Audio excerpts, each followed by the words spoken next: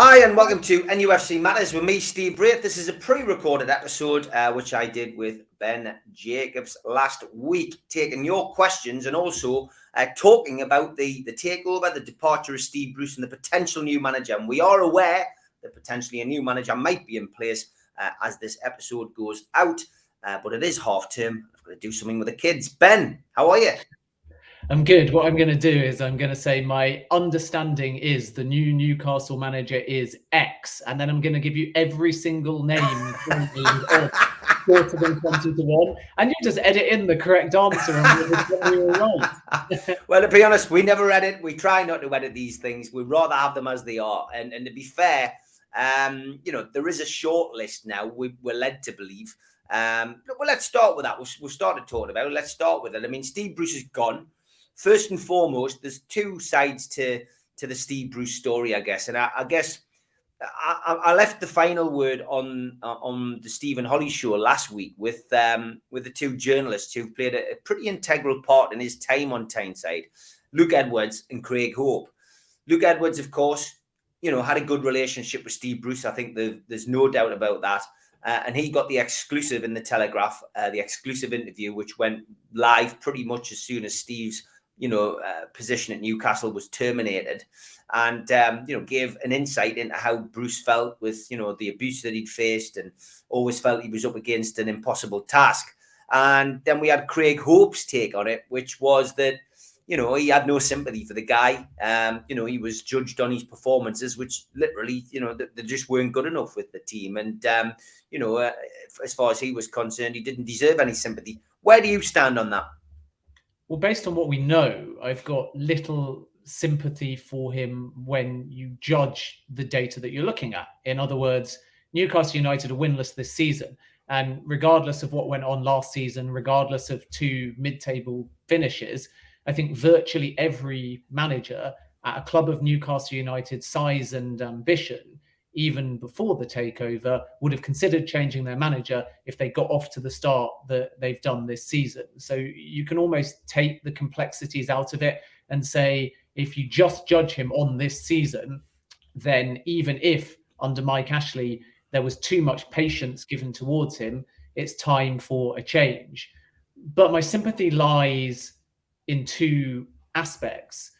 One is that we don't really know what it was like to work under Mike Ashley. What we do know, it was a club left in limbo, and that has to have its repercussions on the manager, on the strategy, on his spending power, on team morale, the uncertainty hovering over the football club in terms of when are the new owners coming in, and ultimately the stress and pressure around that of Steve Bruce trying to plan would have naturally made his job very difficult. And he was in that position of limbo for a lot longer because of the delay behind the takeover. And I think deep down, and I'm sure that he'll admit this over time, he's known for a while, he's known for really over a year, that when a new ownership group came in, they didn't want to build upon that many remnants of Mike Ashley's tenure. So therefore, Steve was always going to go because of his connection with Mike Ashley and because things weren't quite going right on the football field either. So some things behind the scenes in terms of Steve's grievances at the football club may well be justified. And he was a little bit kind of scapegoated in the media with them calling for his blood, even if that was justified based upon the results. On a personal level, it was a very difficult time for him. And I think the last week as well, when the takeover was completed through to his final game, was also tough on a personal level. So I sympathize on that human level because it must have been a stressful end to his tenure at Newcastle. But my lack of broader sympathy comes from the fact that he should never have been in that position. He should have gone far earlier. And really, the new ownership group should have taken all the sentiment out of things and just cut ties with him, put Graham Jones in charge for the game against Tottenham, forgot about the 1,000th game milestone, and then I think he'd have had a lot less of my sympathy because, as many Newcastle fans point out, he leaves with a big payoff. He leaves by mutual consent, so it's not a kind of, at least officially, humiliating style sacking. So it is difficult to sympathize with him in too many aspects. But on that human level, just a small part of me doesn't like the way that his exit was manufactured over a long period of time. And then, even though the axe was hanging over him, it was kind of suspended for a week, seemingly just to let the consortium settle, to make them appear not that cutthroat, and to get him to that 1,000th game. And I didn't like that final week of his time at Newcastle United. That gave me a bit more sympathy for him. Interesting. It's done now. We can't do anything about it. I agree in the sense that, these people aren't used to running football teams. The only person who has or football clubs, the only person who has experience of it on the current board is Jamie Rubin, of course, in his time at Queen's Park Rangers. But I guess had Steve Bruce won his 1,000th game and we got our first 3 points on the board, it would have been a different story. But it wasn't to be. Performance other than the first 10 minutes was pretty bleak, and the axe fell, and he's gone now, and he goes into the history books alongside Gordon Lee, Rude Hullett, and Joe Kinnear, I think, really, as opposed to going alongside the likes of Joe Harvey, Kevin Keegan, and Sir Bobby. And I guess it was all part and parcel of the Mike Ashley era, and probably a rather fitting manager for the Ashley era to end on. Yeah, I think fitting because he fit with how Ashley wanted a football club to be run. He was ultimately prepared to some extent to put up with the level of secrecy, the lack of transparency, the lack of budget, and maybe some of that was down to the fact that it was his boyhood club. And some managers, I think, just get a bit of a thrill from being the boss that kind of comes into a period of adversity and then gets a club out of relegation, gets a club to mid-table and says, I've done a great job. Neil Warnock is another good example of that. Some would say Roy Hodgson at times during his career as well. And definitely Sam Allardyce, of course, also with connections with Newcastle United. But I think the key word for me is just ambition. And Mike Ashley didn't have it, and Steve Bruce didn't have it.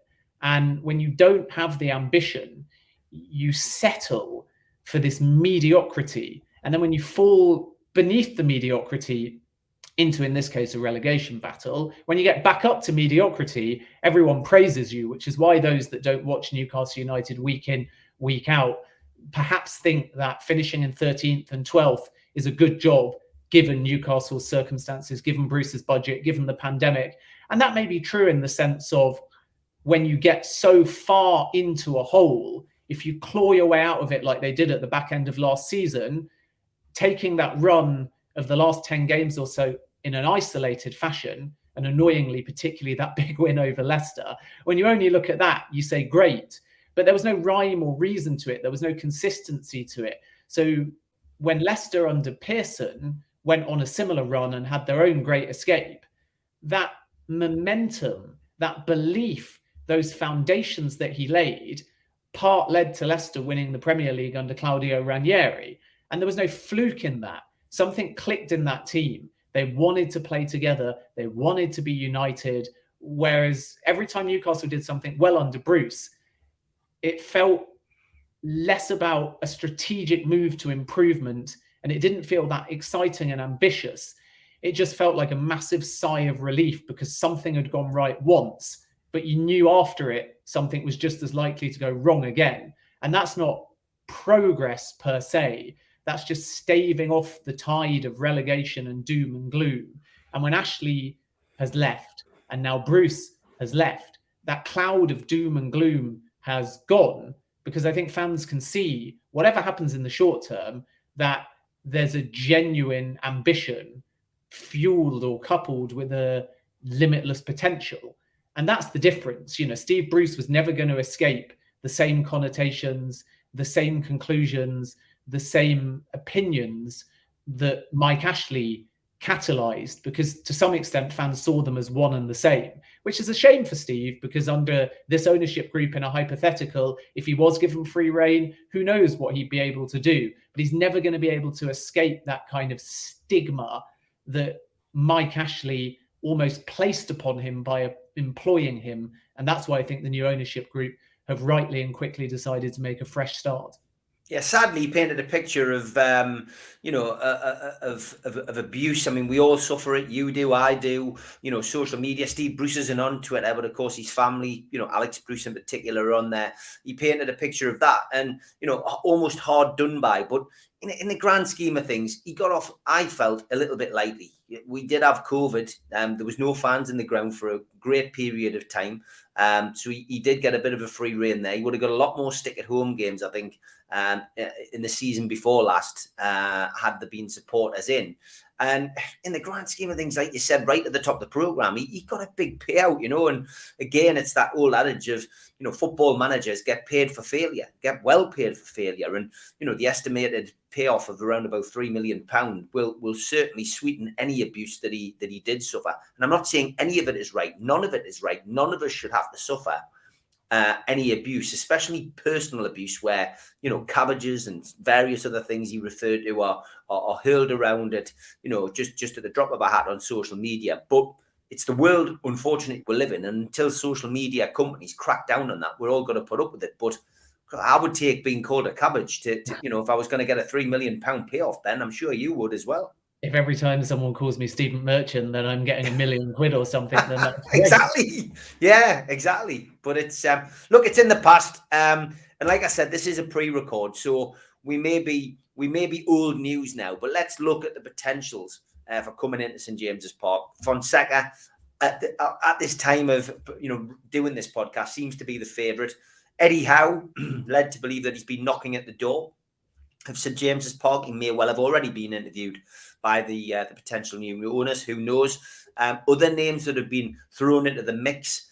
Stephen Gerrard, watched his interview. I'm sure you did on Sky News prior to last weekend's fixtures, where he was very cute. Let's face it, he's Liverpool boot room trained with interviews, but didn't really say that he didn't want the Newcastle job and wouldn't take it if it could be sorted out. Lampard, of course, not everyone's favourite, but up and coming young, manager, hungry, did well at Chelsea when they had the transfer embargo, works well with youngsters, could be just the right fit. And then if people are talking about short-term fixes, if they've got another name in mind who may be contracted and may be easier to move or persuade to come in the summer, potentially looking at the likes of Roy Hodgson, despite his age, who was just stepped down from Crystal Palace and done a pretty good job there, it has to be said, in keeping Crystal Palace as a Premier League force. Again, another name mentioned, but what's your take? And we can't hold you to account if the appointment's already been made, but what would you say, and who would you say would be a good fit? I think the best fit and proof that this consortium are planning in the long run is actually to look at this season as that shorter term fix to make sure that they stave off relegation and ensure that they get to a January transfer window with things in relatively good shape. And the challenge for that is that Newcastle's fixtures in December are horrific, starting with Leicester in mid-December, and then they've got to play a range of top teams. The danger is that if things are not turned around now, that January window might be quite difficult to navigate. And it's all very well saying, but we've got money, we're going to get Mbappe and Haaland and so on, but they're not going to want to come to a team that's in the relegation zone, that have got no chance of making any European football in the next 12 months and so on. So the reason I say long term is because I would prefer to see the consortium work out who's senior in the football team are they going to appoint, and how are those people going to input to who the long-term manager of Newcastle United is. So if they've got a director of football in mind, if they've got other senior staff like a CEO already, then they may already think about who they want to employ. But one of the worst things they can do is just plunge for a name, because now the clock is ticking on replacing Steve Bruce, rather than staying with Graham Jones for a little bit, and then find there's not the right fit with all of the other senior people that they bring into the club. In which case, my preference would be to look at somebody that can definitely get Newcastle well away from the relegation zone, whether that's an interim manager like Jones, or if that's somebody else that is a little bit of a Premier League specialist that will know exactly how to work with this crop of players and bring in one or two savvy names that can get Newcastle, ironically, where Bruce had them, which was in mid-table, and then build towards next season. So if you set that as the criterion, then actually your manager's not the most important appointment at this point. It's your other senior members of football staff and decision makers. But if we talk specifics in that ilk, then who might keep Newcastle United up or get them out of trouble quickly? And I don't necessarily think that is Frank Lampard or Steven Gerrard, because he's not used to being in that environment either. He played for Liverpool, he's managed Rangers. I know he's taken Rangers up and he's won a championship there, but he's not been involved in a Premier League relegation battle. So that's when I start looking a bit further down the list and saying somebody like a Hodgson, if it's only short term, could be quite useful. Graham Potter is another name that I think could deserve a chance, and Eddie Howe.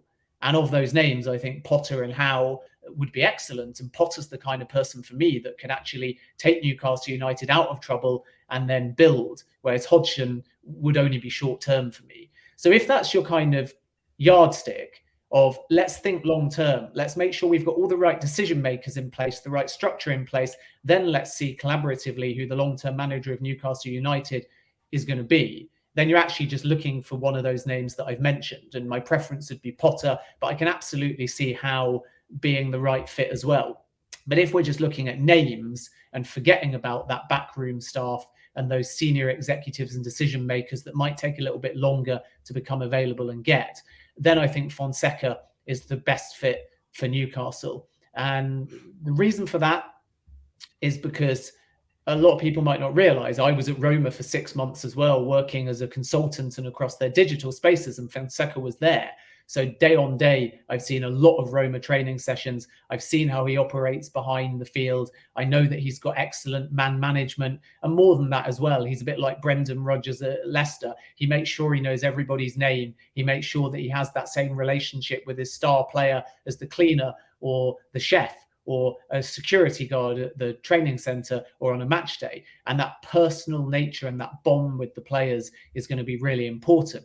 Not everybody at Roma liked him, it has to be said. He's got a very patient, methodical style of training players. And the one criticism was that training sometimes at Roma did get a bit formulaic and bland, and he can be a bit of a hard taskmaster. And then on a match day, much like Lampard actually at Chelsea, and some would say Benitez, he very much wanted structure. So you'll see his teams burst forward with a lot of pace and what looks like spontaneity, but that's quite deceptive because the way he sets up a team is really quite defensively structured. He builds his way through the thirds, he plays short passes, but then he uses his wide players, particularly his wide defenders and his midfielders, to kind of bomb forward on the overlap. And then he wants a target man. And Newcastle are going to have to think in the long run about who that kind of target man might be. So the kind of ASMs and the Wilsons, and some have even said on Twitter, Shah coming back into the side would work very well under him.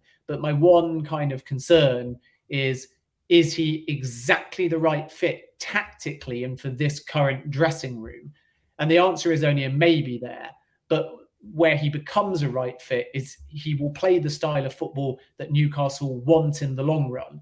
It will be structured, but still attack-minded, and he will have good clout to get in the right caliber of players to transition Newcastle's squad from one that isn't that deep and is inconsistent and is defensively weak to one that is very well structured defensively and has that potential to sign players that can elevate Newcastle from hovering mid-table to relegation to hovering mid-table to challenging for Europe. And that's the next step, to be that side that when you're bad, you're 12th, and when you're good, you're 6th. And you do that for a season or two, and Leicester have done that. And then you move from being a side that when you're bad, you're 8th, to when you're good, you're 4th, and then you're Champions League. And then 3 to 5 years later, you start challenging for titles and being regulars in the Champions League. It's easier said than done, but he's the kind of manager that could implement a strategy, a style, a structure, a backroom staff,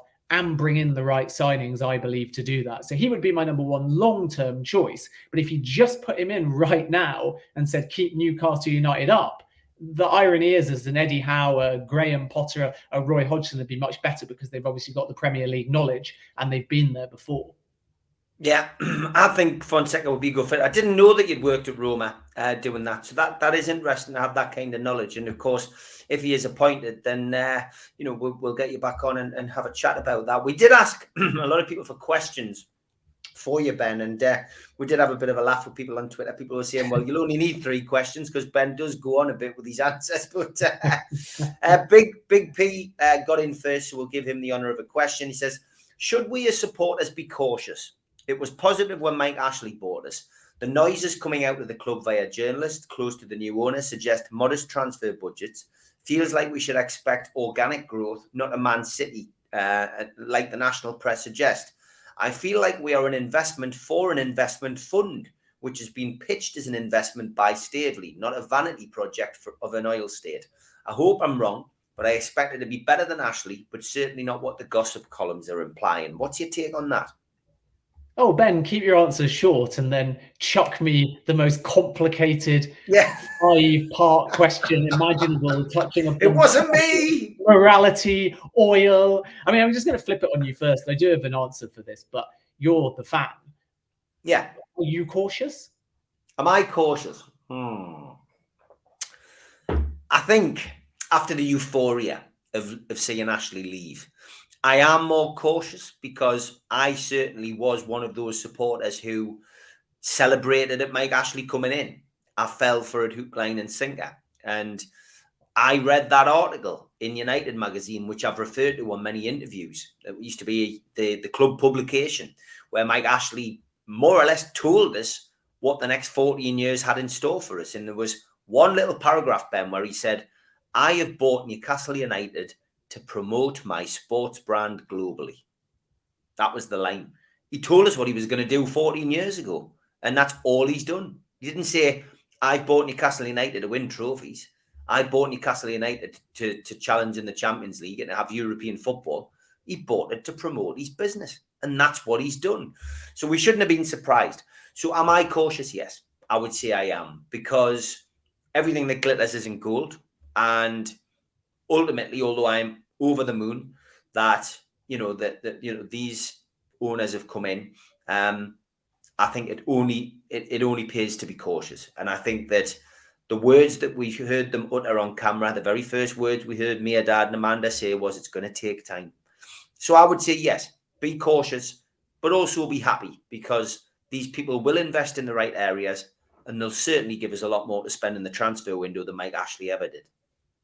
I think the caution comes from the natural level of ambition, and you almost have to, as you said, with the patience, be aware that what they say sounds so scintillating, but what they do is going to be a much slower process. It's almost like the takeover itself, that when it first landed, everyone went berserk with joy and some trepidation, but then it still took 18 months to complete. And the Newcastle project for them isn't going to get to the kind of exciting things they're saying that quickly. I think you're looking at 3 to 5 years. There might be a box office signing, there might be a cup run, who knows? Things can happen crazily fast in football, but what you're looking to build is foundations. And if in 3 to 5 years, Newcastle fans can see foundations, and there's a lot of easy foundational wins for this new ownership group, because they're ultimately painting over and bettering 14 years of kind of unlove. And whether they bring in an ambassador, whether they stick Shearer back on the bar, whether they give the Newcastle United Supporters Trust a place on the board, big or small, every little touch they do is going to be seen as kind of class, and it's going to alleviate that caution.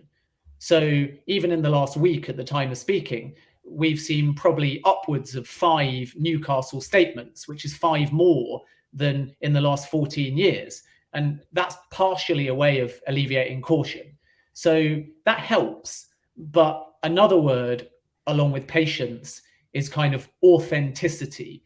And over time, fans are going to have to judge how authentic the new ownership group are, because through no criticism of the minority owners, everything we're seeing at the moment and everything the fans are having communicated to them is coming from 10% of the football club.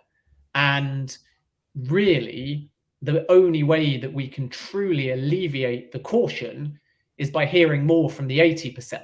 And that means that Yasser Al-Rumayyan needs to be present, needs to be visible, needs to be open, and needs to explain. We, or me, and I'm sure you as well, would like that through the media, but they don't have to go through the media. They can go direct to the fans as well through forums and supporters groups and so on.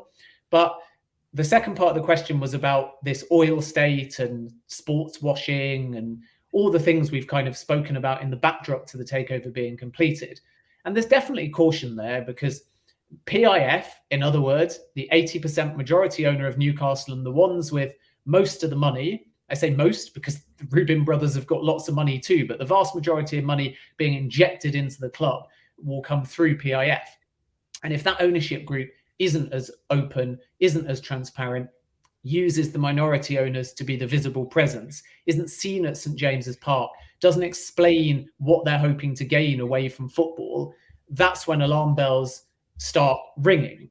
And similarly, if they have decision-making power over key appointments, and those appointments are being made without the football expertise of others, then that would cause alarm bells. I'm not saying it's going to happen, but if they suddenly want Rooney because of what he did on the field, and that's why they're looking at Lampard, and that's why they're looking at Gerrard, if they suddenly just dictate, we want this star name, doesn't really matter that he's past it, it's just because it will be good for us, it will be good for Saudi. If they suddenly start saying, you're coming to Saudi tomorrow to play lots of exhibition games, and all that starts affecting the football team, the football culture, then the fans over time will realize that the ownership group they've inherited comes with certain catches, and we don't know what they are yet. There may not even be any, and everyone would like to go in with an open mind. So I'm not going to come on and say it's definitely going to have catches, but it is a very real possibility. And the catches I'm talking about are not the human rights things, are not the piracy things. That's backdrop things, that's political things. Those are hurdles that, whether rightly or wrongly, have been overcome. I'm talking about day-to-day catches in the running of the club, in the appointments of the club, in the players that are signed, in how the money's spent. And there's a very real danger that over time, PIF's agenda becomes bigger than the football club agenda. But that is also the same at a lot of football clubs as well. The brand versus the football club are always going to have overlap. They're always going to complement each other, but there will always be some friction as well. And if you want the football club to grow, you have to some extent, surrender the brand identity and the culture of the football club. How far, in this case, only time will tell. And I think the final thing I'd say is, specifically referenced in that question, was oil state. That's probably less of a concern, because it's key that fans understand that the Vision 2030 that PIF must implement and will to some extent tie in with Newcastle United, that's about moving away from oil, and its basic mission is to try and develop things like investments that allow Saudi Arabia to sustain itself away from the oil industry. So they're not suddenly going to tie themselves in with oil left, right, and center. They're going to tie themselves in with Vision 2030 goals, which is to invest wisely in a way that sustains Saudi Arabia and its culture and its people without the reliance on oil. And that means a better quality of life. It means more jobs. It means tying themselves with global investment in a way that takes Saudi Arabian culture and business outside of Saudi Arabia and into other sectors, particularly global sectors. And Newcastle United can help with that. And in that respect, there's not much caution there. It's just a case of getting used to different sponsors, different branding. And it was exactly the same at Leicester, who put King Power on their shirts, who renamed their stadium, who put Visit Thailand for a little bit on their shirts, who sold the football shirts in the airport, who brought Leicester to Bangkok within 48 hours of them winning the Premier League, who went to Thailand twice for pre-season, who tied up with Thai academies and brought players at youth level over to the King Power Stadium to train, who started selling Thai beer on a match day. And nobody says, oh, Leicester have sold out. They're no longer the same club. They're no longer the same brand. It'll be very similar, I think, over time with Newcastle, but Newcastle's under more of a microscope than Leicester. And dare I say, I might ask you to edit this bit out, are a bigger club than Leicester, certainly a bigger brand than Leicester. I should have whispered that because I am a Leicester fan. But the point is, the bigger the brand, the more the scrutiny. So Leicester can sell Thai beer and everyone just goes, that's pretty nice. Leicester can have Thai monks coming over to bless the players before every single game during their Premier League winning season. And nobody says like, yikes, what's all this about? It's just kind of fun and interesting and culturally respectful and quirky, and we're winning, so it's working, and nobody thinks anything of it.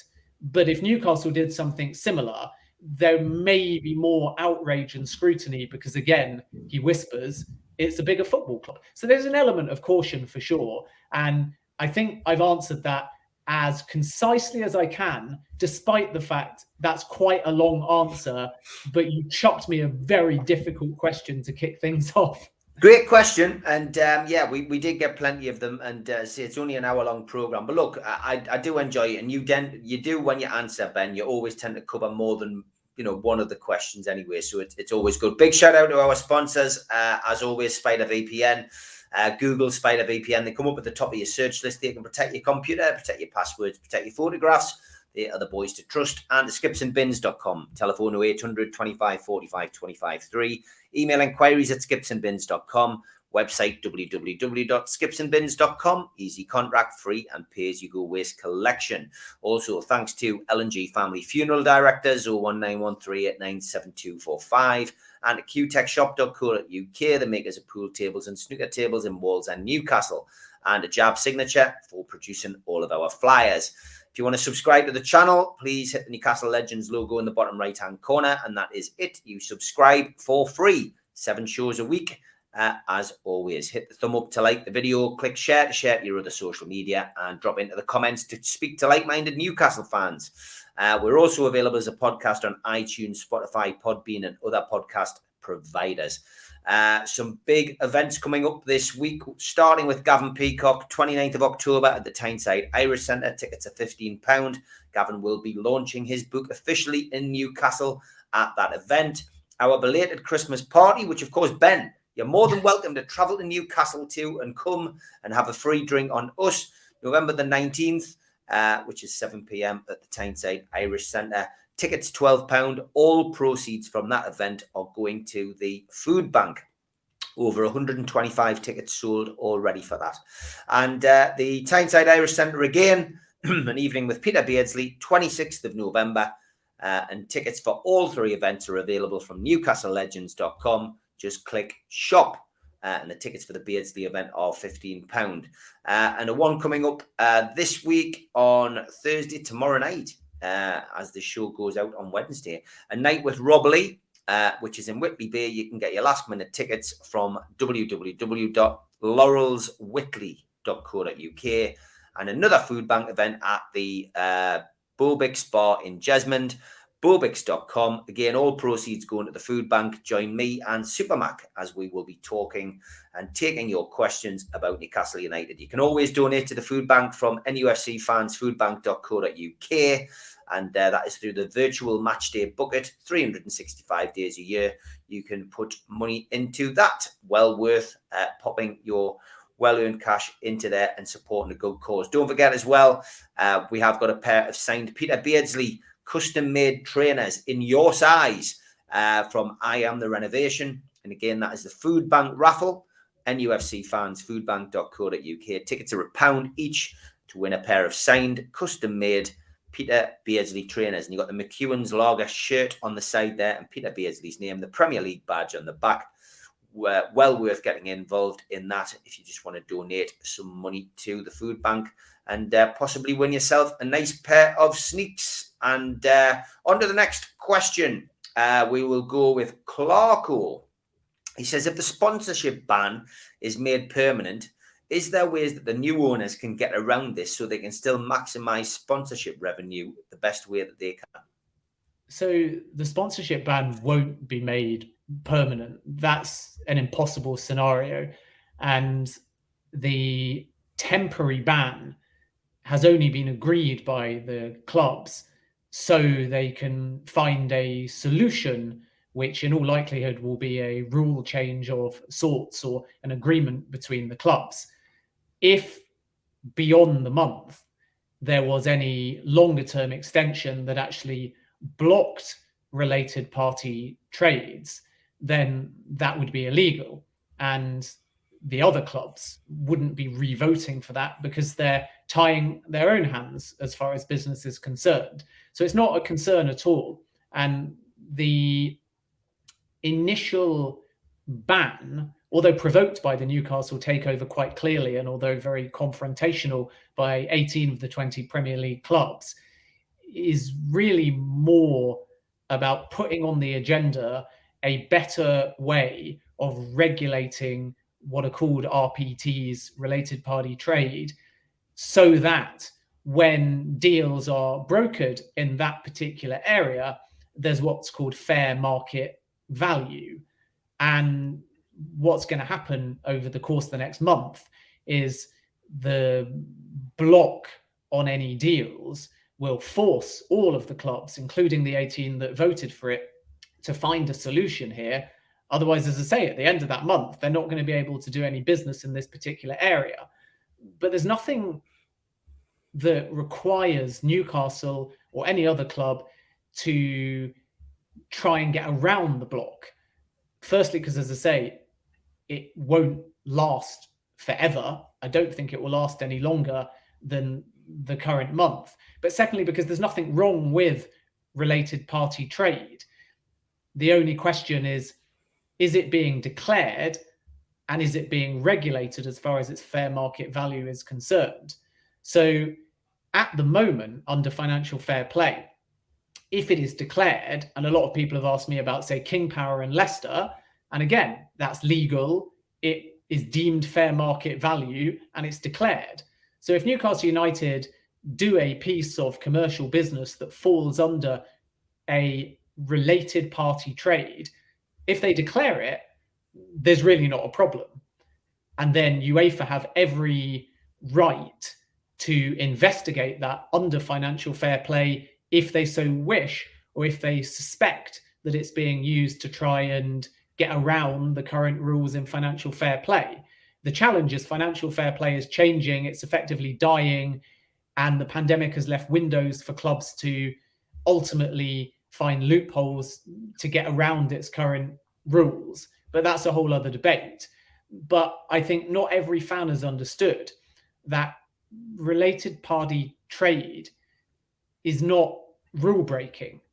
99 times out of 100 in any sector or industry, it's normal and it's natural, but you declare it in case there's a conflict of interests or in case you are seen to have come to a deal that isn't at fair market value. So then the second point is, how do you prove fair market value? And that's the kind of wider debate. And I think that's what's really peeved off the other clubs, particularly obviously outside of Newcastle and Manchester City. And on Newcastle and Manchester City side will also be PSG as well. That when you undergo fast transformation with rich ownership and foreign ownership in a new sector with huge commercial potential, it is very difficult to quantify what fair market value is unless you only use quantitative data. In other words, cold, hard financial facts at the time of the deal. And during my time in the Middle East, I've worked with a number of football clubs that have come over there for various reasons. Either they've wanted an owner, they've wanted a shirt sponsor, they've wanted to play a game over there. And usually the deals have staggered structures, certainly the ones that I've worked on in the past. So one football club, who I obviously can't name due to confidentiality, came looking for a shirt sponsor, and the deal with the particular prospective commercial client was, we'll buy the shirt sponsorship now, but if you get relegated because of your current league position, we want a refund of X. And similarly, if you get into Europe, we'll pay you Y. And there's other clients that would say, we want to pay you a flat rate right now, but we don't want it going up at all if you end up in the Champions League, because we think we're paying over the odds. So these conversations for fair market value are not just happening between a rival club and Newcastle United potentially doing a deal, they're also happening between the football club and the sponsor, both battling for the best price. But of course, when you have a RPT, there perhaps is seen to be a relationship where both the commercial client and the football club are on the same side, and they're doing a deal for the benefit of the football club and for the benefit of keeping within financial fair play. And that's when potentially there needs to be external regulation and there needs to be more input allowed by UEFA if it isn't even declared as an RPT in the first place. And the complication in this particular scenario is, what if Newcastle United do a deal with, let's say, a government television broadcaster? And the Premier League have already said that they are happy that there is legal separation between PIF and the Saudi Arabian state. And if that television broadcaster has no direct link back to PIF, then does that count as a related party trade? And many would say yes, because they don't buy that there is any separation between PIF and the Saudi Arabian state. But the Premier League have already said on record that there is a legally binding separation. So at that point, who would look at that deal?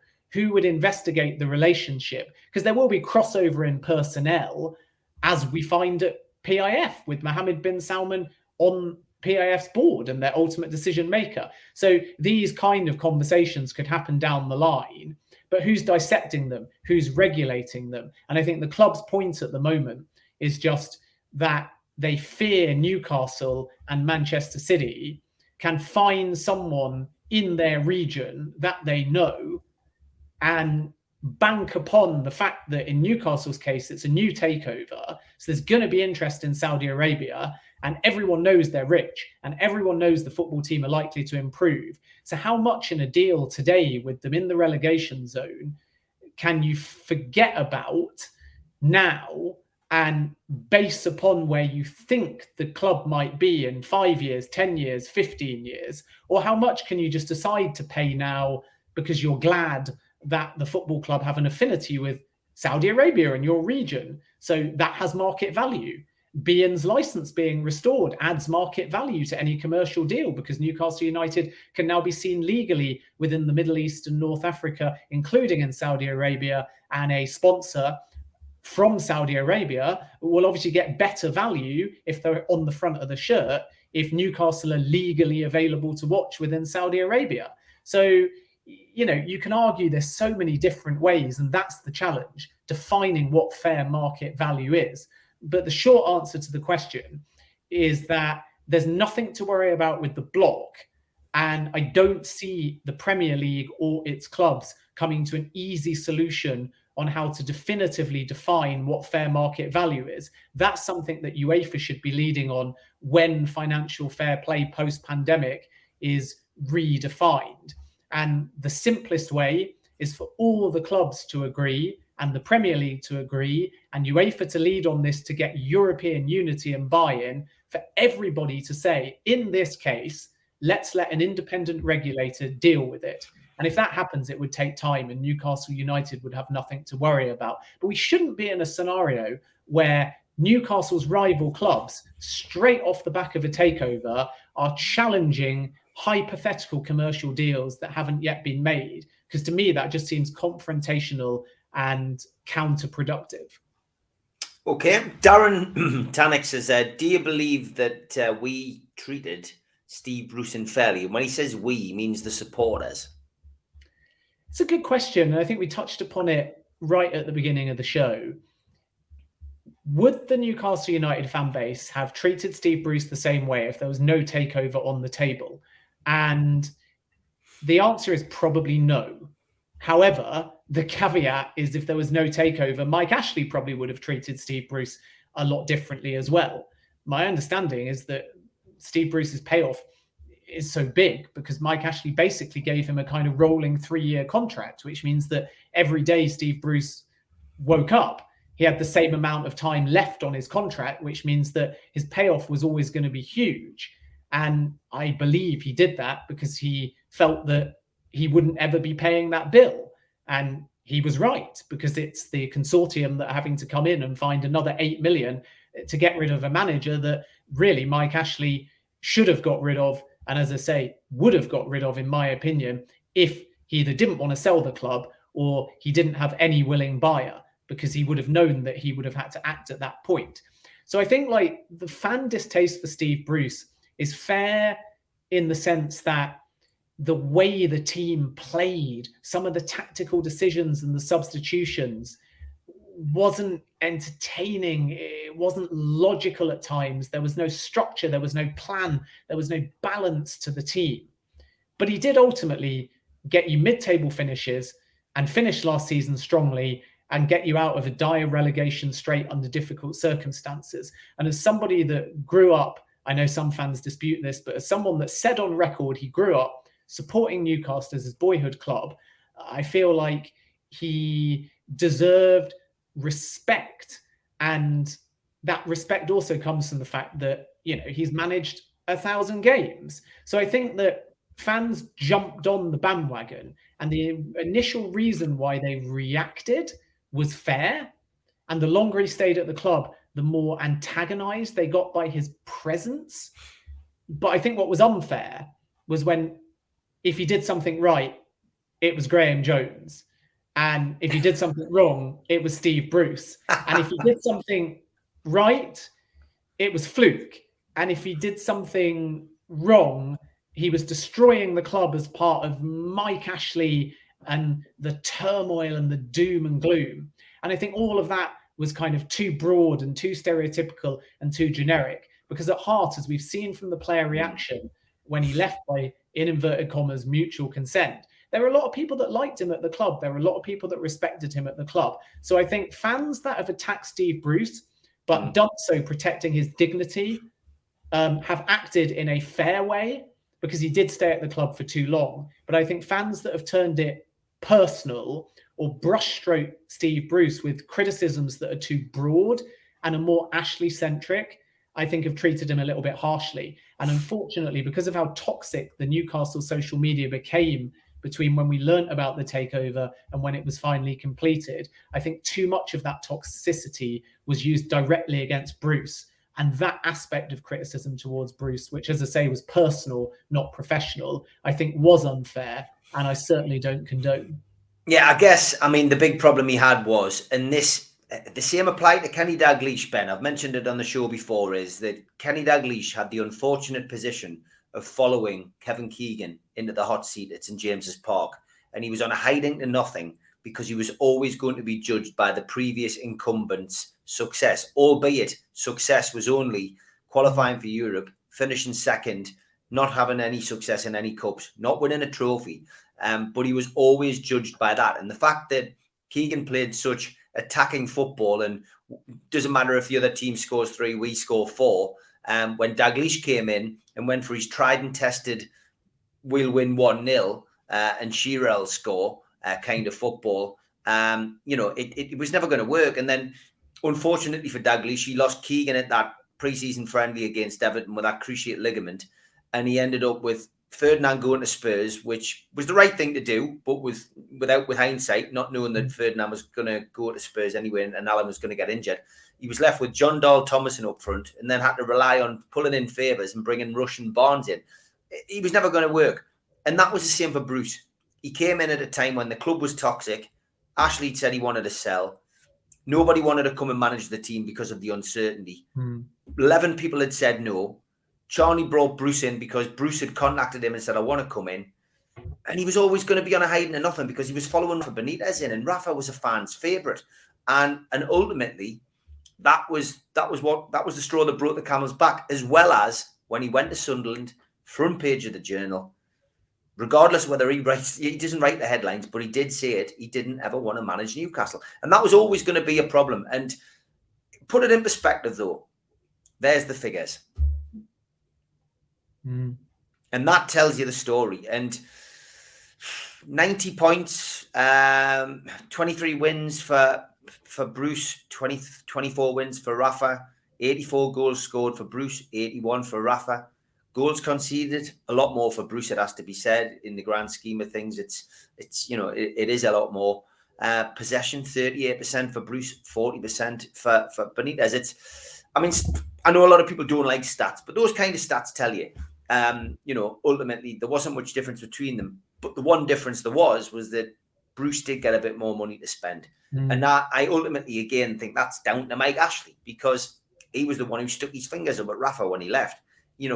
Rafa left, Bruce comes in and he gave him money to spend. And although it wasn't Steve Bruce getting the run of the transfers, they just gave him Joe Linton. Yeah, we've paid 40 million for him. Rafa didn't want him, but you're having him. That's what you're getting given. And those figures are probably even a bit, a bit unfair on Bruce, because he didn't really get to spend the money. No, I mean, when you compare two managers like that, it's kind of interesting because of how similar they are, but under different circumstances, albeit the same owner, but as you say, different amounts of money to spend. But I think what would be interesting in a hypothetical, and Newcastle fans would probably do their own numbers on this one, is what if you compared Steve Bruce to Rafa Benitez in 2 full seasons under this new ownership group?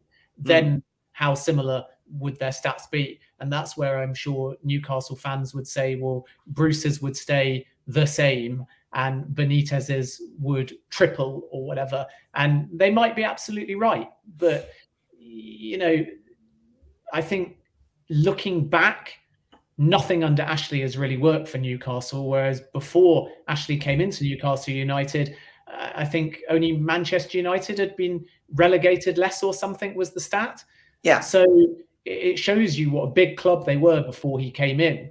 And now with this fresh start, it's about following Bruce and hoping that the opposite to the point you made happens. So instead of whoever comes in next, in Bruce's case, is always going to have an uphill challenge, perhaps following Bruce is going to afford the next manager a lot more time and patience because of the new ambition and energy and optimism at the football club. So it will be interesting to see whether, if things didn't go right with a new appointment, if the fan mood is still improved, or whether actually the frustrations under Ashley never quite go away unless actually you get these sky-high achievements and sort of get into Europe or win the league. The fans are obviously going to have to be patient, even with the perfect name, the anti-Bruce, the anti-Ashley ownership group in fans' eyes. That doesn't mean that this season's going to be in any way a success, other than the fact that staying up and getting rid of Ashley is good enough to then rebuild ahead of next season. Yeah. Last question goes to Nick and Katie, and he highlighted on Twitter just the spin that a few journalists had put on Newcastle fans wearing some traditional Saudi dress to the game, and he was saying, do you think that the Newcastle owner found this offensive or racist? I mean, there was definitely an irony in Newcastle saying no to absolutely all kinds of racism, and then so many fans just grabbing a tea towel and putting it around their head or turning up with an inflatable camel. What I would say, having engaged with the fans over the course of the last almost 2 years, is that I think many just grabbed that and felt it was fun, felt it was caricatured. They meant no harm. And Newcastle's statement says that it didn't offend any of the PIF representation, but they're bound to say that. I've lived out in the Middle East. I've been to Saudi Arabia many times. And the truth is that Saudi Arabian locals quite like it when an expat or a visitor wears their local dress, providing it is actually the local dress. And here's the sort of challenge. So Newcastle's statement I disagreed with a little bit, because it kind of implied, if it's not what you normally wear, don't wear it. But we don't normally wear football shirts, but we do to a football stadium. Why? Because we want to show support to our football team. So if people want to show support towards the ownership group, then as long as they wore the Saudi dress correctly, that would not be deemed to be offensive. And as I said before, there's plenty of Saudis that like that in Saudi Arabia. When a Westerner comes over and does that, it can be seen as a sign of respect. But what you don't do is grab a tea towel. What you don't do is turn up in an inflatable camel. That is pretty offensive. It's culturally stereotyping. It's careless. It's lazy. It's partly because fans wanted to show some kind of support, I'm sure, but there isn't just a load of shops that sell traditional Saudi garb. But if you really wanted to wear it week in, week out as a sign of respect and not just a kind of gag or a joke or something light-hearted, at that point, you should order the sort of official garb. Because the truth is if you walked around dressed like that in Saudi Arabia, there's a very real danger that you could be arrested, because there's a whole dress code out there that stipulates fines and punishments. So fans do have to be a little bit careful not to culturally stereotype. And the reason for that, to try and kind of explain it as briefly as I can, is because this isn't just a dress. It's not just something that a local wears. It has a specific cultural identity. The way it's tied, the colors that are used are representative of different families, different sects, different religions, different classes, all across the Middle East and North Africa.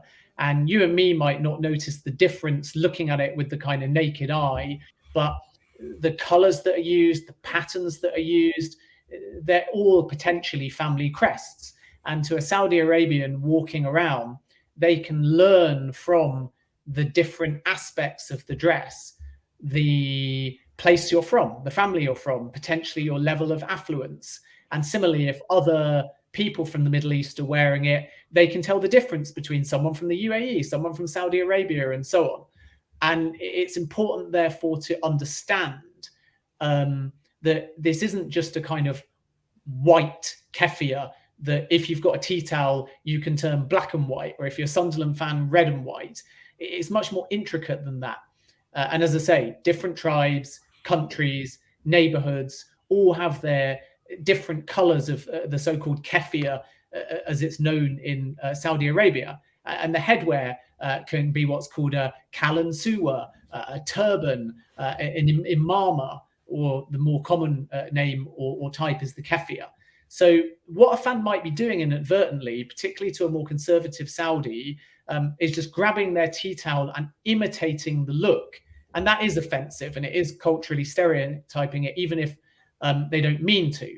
And again, the ownership group could do something very opposite to the statement that they put out. And they could work with a Saudi retailer to develop a line of Newcastle United keffiyehs that are culturally appropriate and can be bought by fans, particularly perhaps religious fans, or maybe those from the Saudi Arabian area that want more of an affinity with Newcastle United, because there will be some fans traveling over that, either due to their religion or due to the fact that culturally it's what they want to wear from Saudi Arabia, they might want to travel over to St James's Park and they might not want to wear a Newcastle United shirt, especially not whilst it's got Fun 88, a gambling partner, right on the front of it. And that's where something a bit more official, led by the club, can lead the cultural agenda and make sure that it's not insensitive. They can seek Saudi collaboration and they can commercialize that. And then if fans still want to wear that, because actually it's not a gimmick and it's just what they choose to do, they can do so in a culturally appropriate way. But my fear at the moment is just too many fans just think it's funny and they don't realize that it is quite offensive, especially when you're not actually wearing authentic Arabic dress, if you like, or in this case, Saudi headwear. When you are just grabbing your tea towel and tying it around your neck, you might find it amusing, but I can guarantee that not every Saudi Arabian would. So I'd encourage fans not to be culturally dissensitive.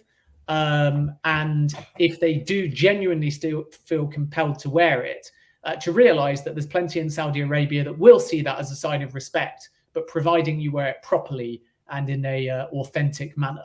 Well said, mate. Yeah, I think that's a great idea. I mean, commercial opportunity there, as you say, potentially developing a specific look for Newcastle fans wouldn't be a bad idea. But I've got to say there are comparisons throughout our history. I mentioned it on the show with Holly last week. Newcastle United, when they signed Francisco Inandi Lima da Silva, better known as Mirandina, we all bought sombreros, not realizing, of course, the sombreros are actually from Mexico, not from Brazil. But we all wore them at the match. And then in not so recent times, under Mike Ashley and under the manager of Alan Pardew, Newcastle United, of course, raided the French market on more than one occasion under Graham Carr's scouting stewardship. And we actually had a French day where a majority of fans came with black and white French style tops, berets, and onions and garlic around their neck. So we did actually have an official French day. So it's not the first time Newcastle fans have got into the spirit of things. So I would like to say that anybody who is watching in Saudi, and I know we do have a few Saudi viewers, it certainly wasn't meant as an offensive term. And I think I could speak for virtually everyone in the ground on that. And I don't think it's something that will be a recurring theme. I think it was really just for the overall takeover. Look, the clock has beaten us. I would urge everyone to follow Jacobs, Ben Jacobs on Twitter. Cracking thread, and this is what led to me asking Ben to come on tonight, was 13th of October. He posted a wonderful thread. We haven't got time to go through it. It would have taken over the whole show. But it's just Ben's thoughts on PIF's KSA specific broader ideas and what they might do. Obviously relates a lot to Vision 2030, potential commercial ideas. Ben's already touched on that on the show tonight. Potential sponsors, potential ideas. He's also touched on, maybe Newcastle might end up going to Saudi. More than likely, the first team will end up going out there and playing some kind of game. Even talks of a potential event or big events taking place, and big tournaments out there. Maybe he's involved in other teams. Yeah, I did have to laugh at the last point where he said, thankfully, no thoughts of a Real Madrid style theme park. But hey, you never know. The Spanish city was very popular up here, Ben. How about the Saudi city? It would be funny. I mean, that was in Ras Al Khaimah in the UAE, and it got funded. And Newcastle just have to be wary of that. Like, I know we've run out of time, but in 30 seconds, there'll be two kind of aspects. One is what PIF and the club want to do, and one is other people coming to the club and saying, put your name to this. So like a theme park would just be, hi, Newcastle, here's a load of money. We'll build a theme park and it will have your name on it. And that's what happened with Real Madrid. And then the people saying they'll build it never had the money. It was all speculative, and it was an embarrassment to Real Madrid. So Newcastle have to be wary of that aspect of just people coming to them and saying, put your name on this and we'll run it for you. No effort, no work. We just want to use your name. Because they don't know, PIF will, but those at the club at the moment who know football won't know Saudi Arabia. And those that know Saudi Arabia at the moment don't know Newcastle. So that's why Amanda Staveley and the Rubin brothers have got such an important role to play, even though they're the minority owners. But I think, read the thread. It's going to be interesting who the front of shirt sponsor will be. They'll definitely go over there. They'll end up playing the Saudi Arabian national team or a hybrid of local Saudi teams, which is what PSG are doing in January. They're playing a 11 made up of Al Nassr and Al Hilal players, two of the biggest clubs in Saudi Arabia, and Arsene Wenger is that coach. So that kind of thing will happen over time, and it will provide exposure in Saudi Arabia. It provides jobs in Saudi Arabia during the event. It provides sponsorship opportunities to those backing those events. And perhaps most importantly, in the short term, the Saudi Arabian national broadcaster will be able to buy the rights to televise that. So they'll be able to actually give Newcastle exposure away from just their day-to-day competitive games on beIN Sports, which is the priority of the new Saudi broadcaster, to actually air things that are specifically on Saudi soil. And then you'll see them go to Neom as well, which is a more westernized Dubai-like super city that's going to be the home of a lot of sport. I went over there to see that only a few years ago before the pandemic, when the Beach Soccer World Cup was on, and it's superb in terms of its infrastructure, its hospitality, its scenery, and there'll be sports science facilities out there where players can go for recovery and recuperation, a bit like the Aspire facility in Qatar. So all of that will be utilized over time, and Newcastle will be brought over to Saudi Arabia. The shirts will be sold, no doubt, at the airport once they get the gaming partner off it anyway. So there's lots to look forward to, but those are Saudi-centric brand goals rather than football goals. And again, Newcastle fans should always look at this venture like any big club in that two-tiered approach. It's a perfectly normal strategy, by the way. What's going to happen on the football field and what's going to happen with the brand?